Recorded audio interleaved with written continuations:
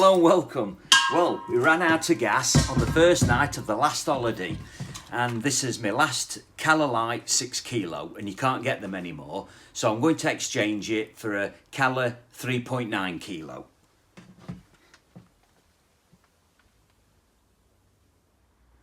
Here it is. The reason I've gone for 3.9 is because when it's full it weighs the same as a 6 kilo Cala Light. Well, I didn't want anything heavier because I struggle with the nose weight on this van.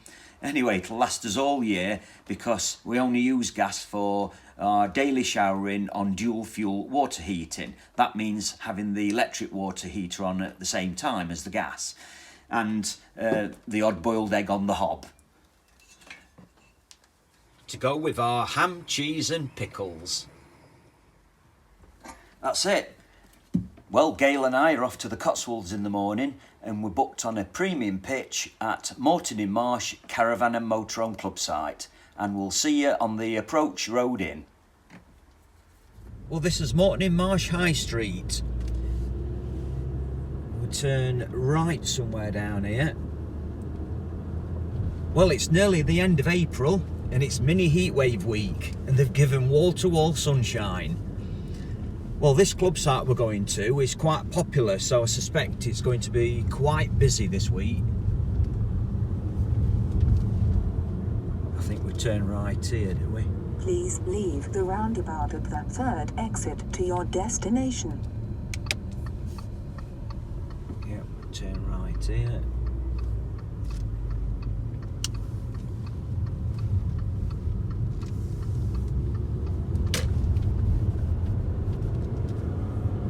In 200 yards, you will have reached your destination. I think it's a little bit further than 200 yards. It'll be a nice walk into the town. I think it'll be about a 7-minute walk, I think. You have reached your destination. Right, see, I can see it, look.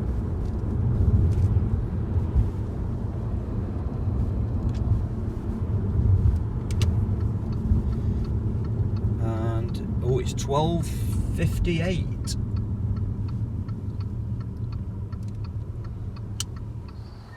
We were going to have a picnic and a lay-by, but we hit a diversion and a delay which made us half an hour late, and we got here bang on 1, so we might as well make use of our premium pitch picnic table.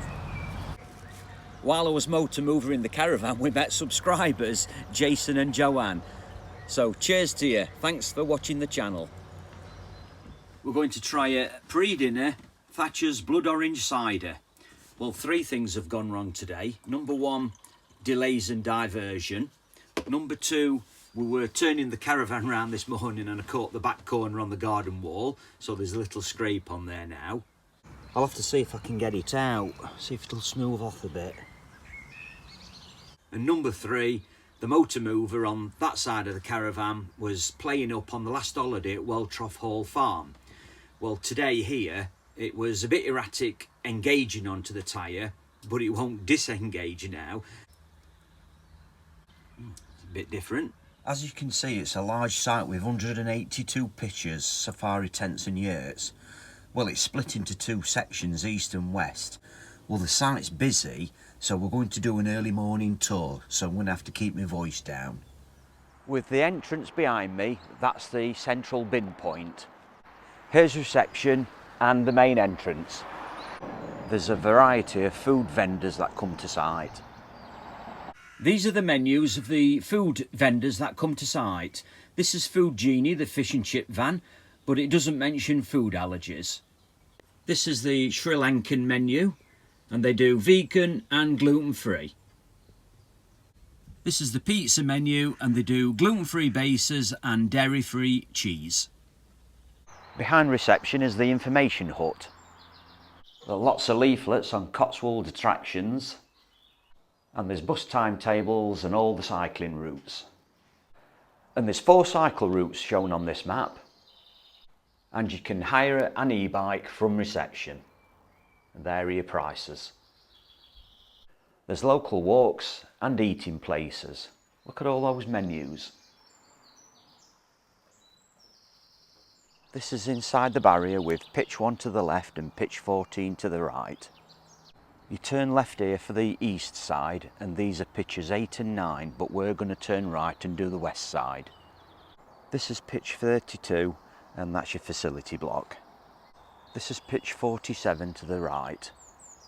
This is pitch 58 to the left, and to the right is the baby changing, laundry and disabled facility. To the right is pitch 59. Opposite the motorhome service point is pitch 20 to the right here. The rabbits are out on pitch 77. This motorhome's on pitch 76, and you can just hear the main road at the side of us. There's the exit barrier with pitch 79 to the right. This is pitch 24. This is a little cul-de-sac with mainly service pitches, and it's pitch 36 to the left and 35 to the right. There are 2 orange peg premium pitches on this site. We're on one, and this is the other one, pitch 80. It'll be better when the hedge has grown for a bit of privacy and there are a few grass pitches behind. Opposite pitch 80 is the entrance to the dog walk, play area and the yurts, safari tents and glamping pods. These are the yurts and safari tents, the play area, glamping pods with luggage trolley and the dog walking field. Here's another view looking back at the play area, tents and yurts. We're in the west area now, and this is another little cul-de-sac with pitch 81 to the left and 87 to the right. We'll follow the one-way system to the left here, which brings us to our pitch number 88. This is opposite our pitch, and that is pitch 166. This is looking back at our pitch. This is service pitch 151 to the right. This is the little cul-de-sac behind our pitch, and to the left is pitch 89 and to the right 97. There's pitch 145 in front of us with a footpath to reception. The footpath is at the side of pitch 98. To the right is pitch 110. We're stood on pitch 111 looking up sight.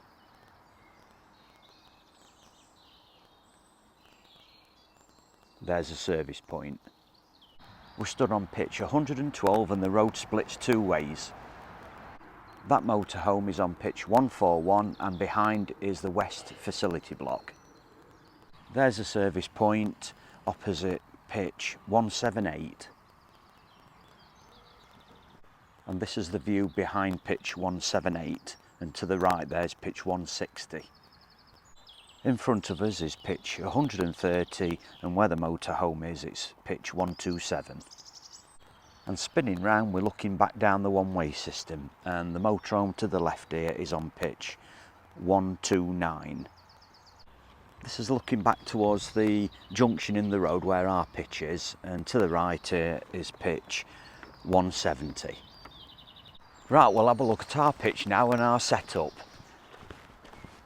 This is our picnic bench and disposable barbecue station. I've used my 10 metre electric hookup cable and TV hookup cable. And it's 16 amp. The collapsed pipes have collapsed, so I've heaped a few stones underneath it to lift it up. Another thing that went wrong yesterday is I tuned the TV into the Caravan aerial, got around 83 stations, but some of the stations, the picture kept breaking up. So then I plugged the TV into the bollard, retuned the TV, and still picked up 83 stations. I thought, that's strange. Anyway, I recorded one of Gail's programmes, and when we played it back, all the picture were breaking up, so I ruined it. And then I realised I'd plugged the TV back into the Caravan aerial rather than the bollard. Anyway, I retuned it again and I got 145 odd stations and everything was okay after that. It's a good pitch, this one. We're glad we chose it. We can't tell you what we paid per night because there was another mishap yesterday. There was a bit of a mix-up with pricing. So hopefully reception will have resolved it today and we'll find out and let you know later. It's breakfast time now. This is where we are in the country, Moreton-in-Marsh. Here's Moreton-in-Marsh and it's on the A429 Foss Way. Well, the Foss Way was a major Roman road linking Exeter and Lincoln. Let's have a look at the site map. Here we have the entrance, reception, bin and recycling area, the East Facility Block and Motorhome Service Point, and here is the West Facility Block and Motorhome Service Point. There are a total of 183 pitches, of which 38 are fully serviced. There are 2 premium pitches, pitch 80 and 88, which is the one we're on. This is the entrance to Experience Freedom, play area and dog walking field. If you want to walk the Monarch's Way into town, you take this footpath here to the gate, turn left, up here where you join the Monarch's Way, you go through a gate in the hedge and that takes you into town. Alternatively, you can walk the road footpath into town. If you carried on along the Monarch's Way in this direction, that takes you to Batsford, Arboretum and Garden Centre. What you get on a premium pitch over and above a service pitch is a larger pitch, privacy hedging, although on some sites you may find the hedging is not fully established yet, a picnic bench and a disposable barbecue point. Look who's on our pitch munching away. He's having his tea. We met Barry and Maggie and four-legged friend Millie this morning. Thanks for watching the channel. Barry mentioned a footpath into town rather than walking on the pavement. We're going to take this footpath now, but in the opposite direction, because less than half an hour's walk away is Batsford Garden Centre with its gift shop and cafe. At the dog exercise area, we're going to take this footpath here and turn left. We turn left at the gate at Experience Freedom and we're now on the Monarch's Way heading that way. And straight across this crop field in this beautiful countryside. Through the sheep field, and not one has battered an eyelid. They're clearly used to people.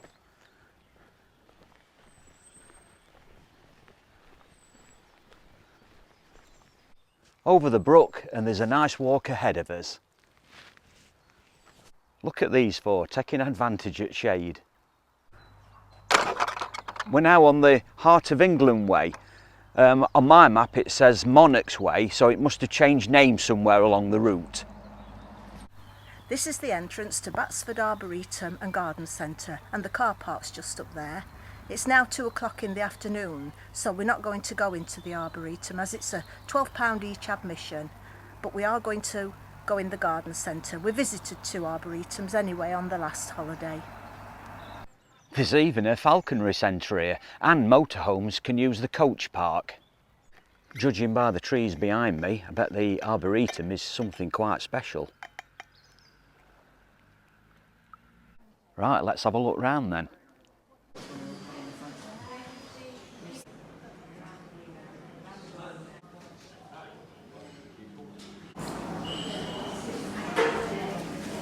There's lots to look at here. Let's have a look in the gift shop.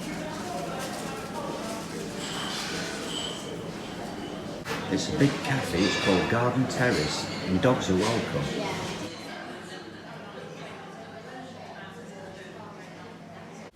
This is the pot store.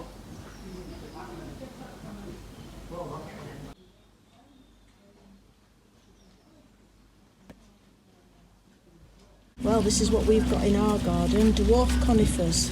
Let's have a look at these alpines. I've spotted something. Find me that one. Can't find one. We've had a nice good look round and we bought a couple of green ceramic plant pot saucers and they're quite heavy. Got them in here. We've had a good day today. We've had a tour around site and we've had a chat to some folk along the way, and we've had this nice walk to Batsford Garden Centre. It's well worth a visit, but what I would say is this footpath could be muddy in places during wet weather. We're heading off back now, and it's nearly tea time. The occupants on premium pitch number 80 have gone home, so I thought I'd take this opportunity to show it you. And the hedge to the rear is yet to be established. This was our walk to Batsford Garden Centre. At the side of the dog exercise field is a short footpath that links to the Monarch's Way. We followed the Monarch's Way across the fields, where we joined the entrance road to Batsford Garden Centre Arboretum car park. And here is the Batsford Falconry Centre. And that's about a half-hour walk from the caravan. With your members discount, amongst all the other discounts, you get 10% off the Batsford Arboretum entry. We booked this pitch back in January at a cost of £49.30 per night, and on arrival we were charged £42.66 per night, and on the website it's £40.40 per night this week. And so I thought, well, I'll nip in reception and query it, and it turns out it's the club's fault, not reception. And I've had to pay the £33.20 difference, so we are actually paying £49.30 per night. And I didn't want an embarrassing bill later, so the warden thanked me for my honesty, and I must say the wardens are really helpful here, really polite. If we hadn't have booked in January and left it closer to the holiday, we probably wouldn't have got on the premium pitch, because looking at the website, the booking system, they're proving to be very popular. And that means we probably wouldn't have been here this week. Although we could have gone on the service pitch, but I wanted one of these premium pitches. The Cotswolds covers some 790 square miles, and it's an area of outstanding natural beauty with its villages of honey-coloured stone. It shares its borders with 5 counties, and Moreton-in-Marsh is in North Gloucestershire. Tuesday is a busy market day with a good outturn of stalls, so that's where we're off to today. In fact, it's the largest open-air street market in the Cotswolds, and it's about a 10-minute walk from site. Here we are in bustling Moreton-in-Marsh. Well, the town has its usual pubs, inns, restaurants, tea rooms and gift shops. Here's one of the pubs, and it's had a famous visitor.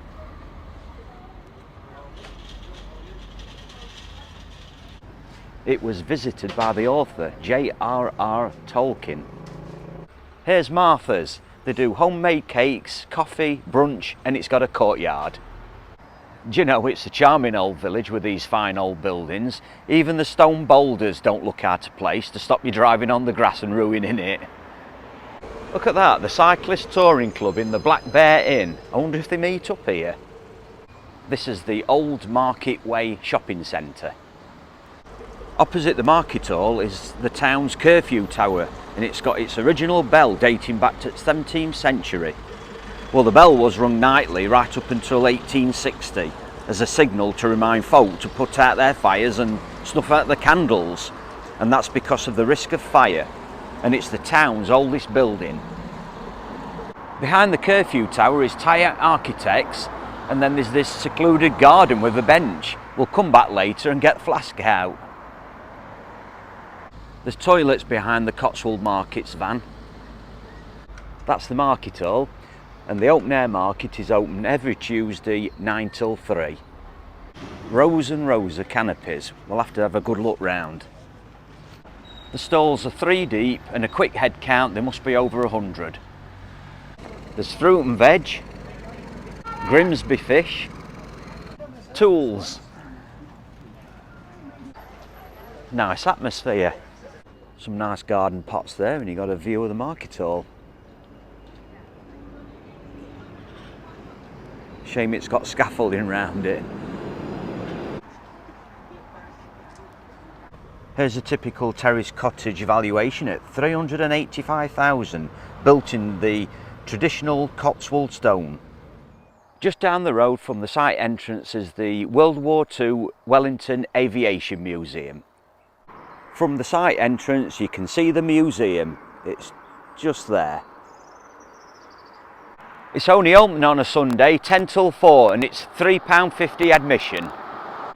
It's packed with memorabilia and aviation art, and it's the private collection of a man who served in the RAF. The Women's Auxiliary Forces, the WAFs, well, their dormitories once stood here on the club site, and RAF Moreton-in-Marsh was on the east side of town, where the Fire Service College now stands, and the ladies had to cycle from here to there. If you're walking into town along the Monarch's Way, that brings you out just above the Market Hall. And if you're walking into town along the road on a Sunday, here is the Wellington Aviation Museum. And the former RAF Moreton-in-Marsh base was here, where the Fire Service Technical College is. And these must be the old runways. We're going to visit National Trust Chastelton House today. It's a Grade 1 listed Jacobean country house, built 1612 of Cotswolds stone, and it's 4 miles away. But we're going to pull up just down the road, about 2 miles from site, to take a look at a 16th century Cotswold stone pillar called the Four Shires Stone. Another glitch I forgot to mention is the night before we set off, my sat-nav map disappeared. It was a blank screen. And then the next morning on departure day, I started the engine up and it reappeared. And it's all right now, so I don't understand that. Anyway, I'm going to set Chastelton House in here. Your route is being calculated. I'll pick that one, 5.2 rather than 4.6, because I think that's a narrow lane. 5.2. The destination is in the indicated direction. Yeah. Right, let's go. Worcestershire, Warwickshire, Gloucestershire and Oxfordshire. The 4 counties are inscribed on this pillar where they meet at this spot. But in the 1970s local government reorganisation, they decided to move the Worcestershire boundary further west. So really it's the 3 Shire Stone. Pause and zoom board here on the history of the 4 Shire Stone. You can't rely on website, can you? Look at this. Local government reorganisation was in 1931. That moved the Worcestershire boundary. Well, here it is, and it was owned by the same family for almost 400 years until the trust acquired it in 1991. Anyway, has anyone watched Wolf Hall when it was on the telly? Well, Chastelton became Wolf Hall in the BBC 2 series. We're in what's called the Best Garden, and there you can see the Church of St Mary, and they're serving tea and homemade cake. This is a side view of the house from the Best Garden. And here we have the kitchen garden. We're going to do the wilderness walk. It's certainly grand from outside. Let's take a look inside next. Here we go. Who used to live in a house like this? This is the great parlour, which was the family dining room.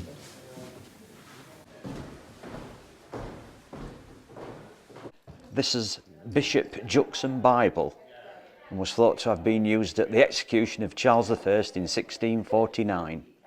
I wouldn't have minded living in this area with a fire going in the bedroom.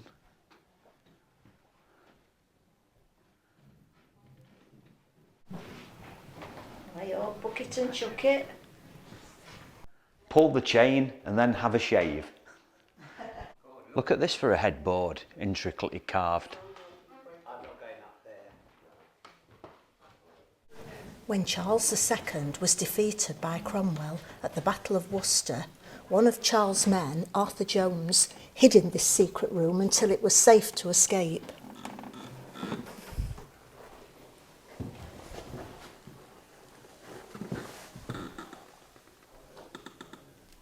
Another secret door there. This is the barrel vaulted ceiling in the long gallery. Come on, Robert, roll your sleeves up. Get pot washing. I'll get the ladder out to clean the windows. This is a ladder and a half, isn't it? Look at that. We're in the basement here. Look at these pillars. and back into the hot sunshine.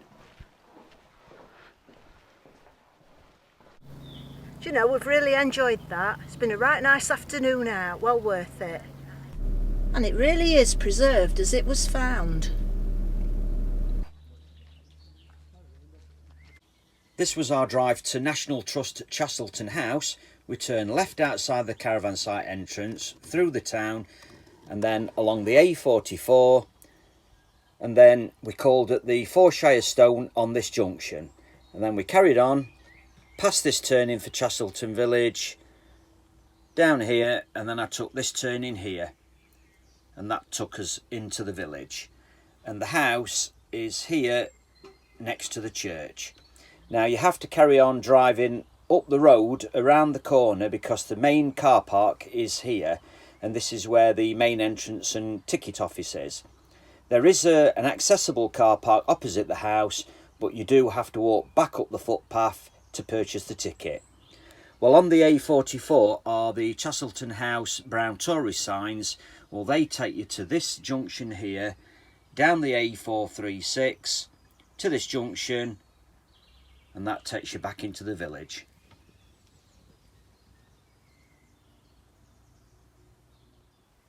Well, the weather gets warmer by the day. Rather than walk in the hot sun, we're going to jump in the car, drive 2.5 miles down the road and visit Sezincote House. It's the only one of its kind in Western Europe, and it's built in the style of a Mughal palace with Hindu and Muslim elements. It's a family home, it's over 200 years old, it's got Indian gardens, and it sounds intriguing. Well, we're here. There are only 2 other cars here at the moment in the car park. Well, we've got to walk all the way down that drive to the ticket office for the house and garden entry. The disabled parking, I noticed as we came up, is opposite the ticket office. Well, here it is, the house, orangery and Persian gardens. It's absolutely beautiful. Well, the architect designed the house based on his travels to India. The Nandi bulls guarding the estate. Look at these gorgeous shell windows. Look at this fruit on here. 1, 2, 3, 4, 5, 6, 7, 8.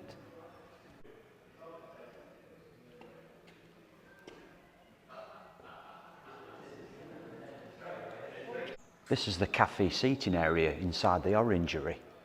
Little lanterns hanging. Here's another angle of the house.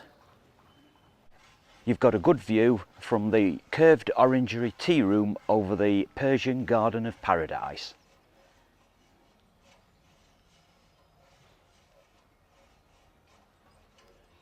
The gardens were restored in 1968. Unfortunately, all the house tours are fully booked. Entry to the garden is £9 each. Entry to the garden and house is £15 each, and it has to be pre-booked, and the tour lasts half an hour and you view 4 rooms. Just feeding him. We're heading for the grotto. This is the grotto.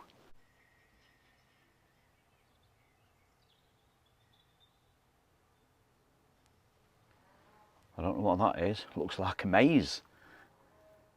It's got its own tennis pavilion next to the tennis court. This is the dairy.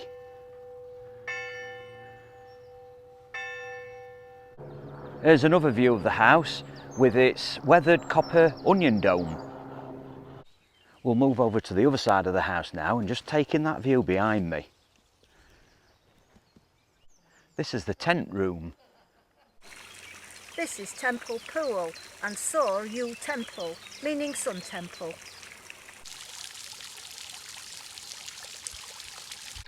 We'll follow this stream down to the Indian Bridge. It's a wonderful, tranquil place. More Nandi bulls guarding the estate.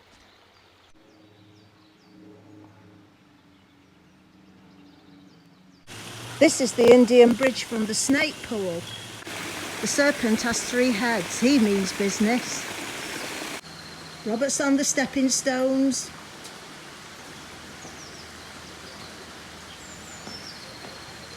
walk under the bridge. Right, we'll find somewhere and get flask out now. This area is the lower Thornery. We're going to continue following the stream down to the island pool.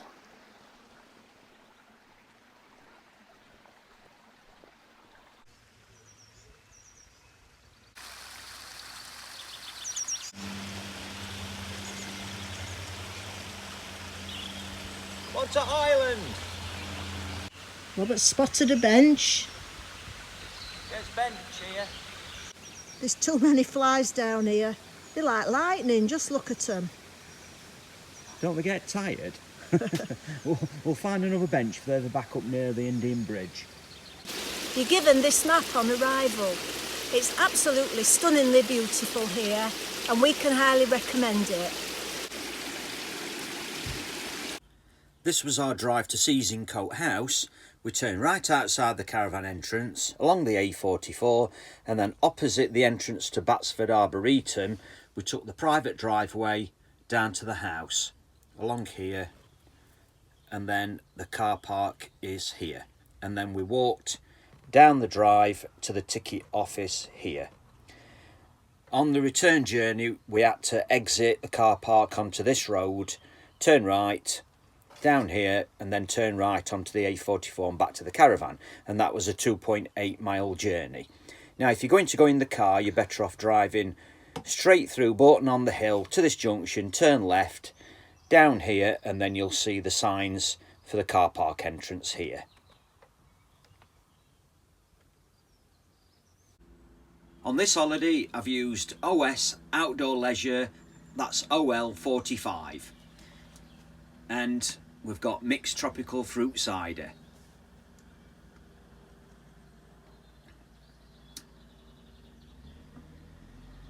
Not sure about that.